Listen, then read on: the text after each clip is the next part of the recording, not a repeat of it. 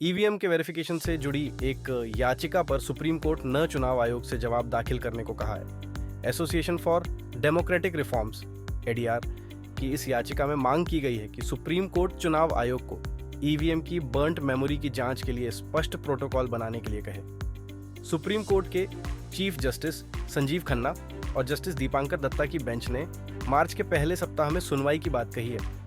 Court ने यह भी कहा है कि जिन जगहों पर हाल ही में चुनाव हुए हैं उनके ईवीएम का डेटा चुनाव आयोग फिलहाल न मिटाए, न ही उसमें नया डेटा लोड करे।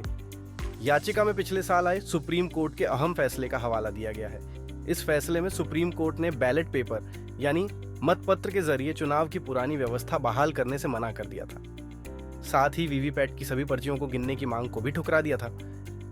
लेकिन कोर्ट ने बेहतर पारदर्शिता के लिए चुनाव परिणाम घोषित होने के एक सप्ताह के भीतर ईवीएम के बर्न्ट मेमोरी की जांच की अनुमति दी थी। 26 मार्च 2024 को दिए इस फैसले में सुप्रीम कोर्ट ने कहा था कि परिणाम आने के एक सप्ताह के भीतर दूसरे या तीसरे नंबर का उम्मीदवार दोबारा जांच की मांग कर सकता है। ऐसे में इंजीनियरों की टीम किसी 5 माइक्रो कंट्रोलर की बर्न्ट मेमोरी की जांच करेगी। इस जांच का खर्च उम्मीदवार को उठाना होगा। अगर गड़बड़ी साबित हुई तो उम्मीदवार को पैसा वापस मिल जाएगा।